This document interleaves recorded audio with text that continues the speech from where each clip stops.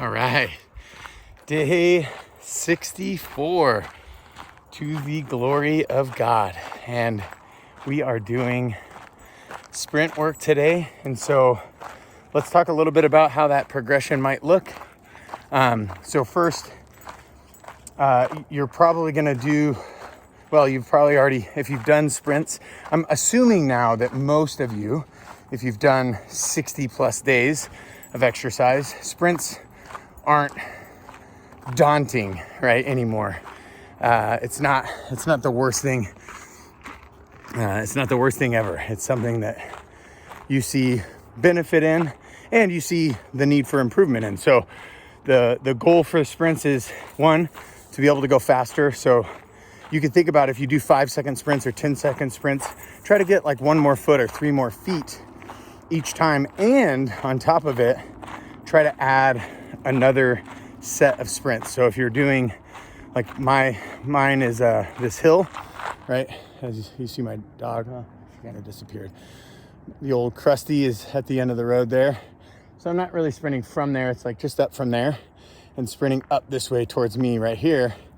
And so my goal is, instead of this pine tree, the next pine tree, or instead of this bush, the next bush, right? Each time I do my 5 seconds or my 10 seconds, I like to do, let's say I started at 5-second sprints. I know I didn't. That would be a lie. I started at 2 or 3 5-second sprints, then 2 or 3 10-second sprints. And I took a lot of rest in between. I just slowly would walk down. And then once I hit that starting point, boom, I turn and boom, sprint up, right? So started at 2 or 3 5 seconds and 2 or 3 10 seconds. Then I did 4 or 5 and 6 or 7, 8 or 9.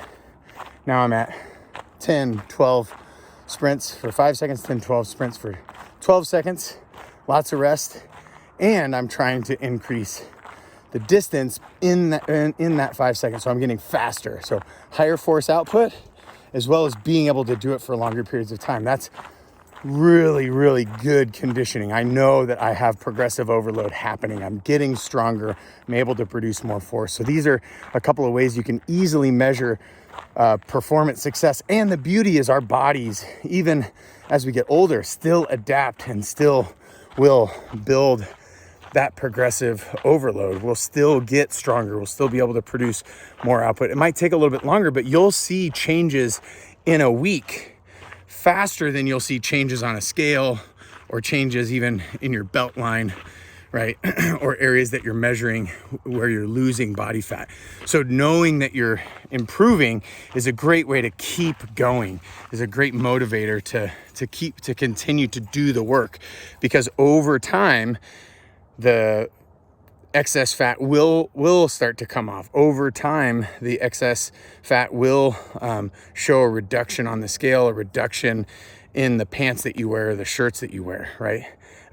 But those will take months, whereas the performance improvements will take weeks. Literally, we'll see the change from week to week, which is a great motivator, I think.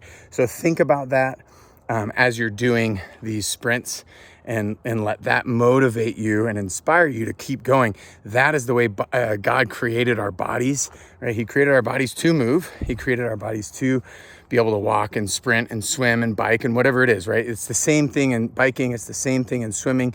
You'll see that in that same, so let's say you do swimming, right? You could do 50 meters. So let's say it's a 25 meter pool. You go down and back 50 meters, right? Awesome. You're able to do it in X time. Let's say it takes you a minute 30 seconds, right, when you first do it. Well, the second time you do it, you could do it in, the second week rather, maybe it's a minute 27, and then maybe it goes up to a minute 32, but then down to a minute 25, and then minute 29, and then down to minute 24. And you can see you're slowly reducing the time it takes for you to go down and back in the pool. And that is such a motivator, right? And on top of it, you're able to do more down and back. So you're able to do more of those 50 meters. So you could do 12 at under the time that you first did your first one, right? So that's a huge improvement. Same thing with biking, right?